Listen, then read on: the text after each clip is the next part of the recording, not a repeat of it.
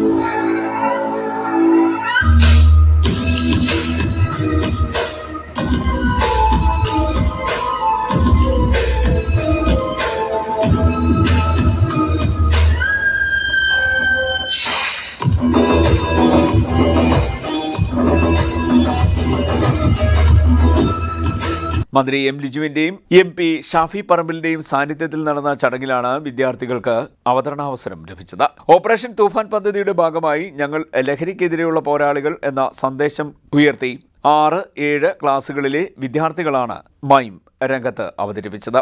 ലഹരിയുടെ ദൂഷ്യവശങ്ങളും യുവതലമുറ ലഹരിക്കെതിരെ ഒന്നിക്കേണ്ടതിന്റെ ആവശ്യകതയും മൈമിലൂടെ അവതരിപ്പിച്ചപ്പോൾ കാണികളുടെ പ്രോത്സാഹനവും ലഭിച്ചു. CDNet news, Kayamkulam.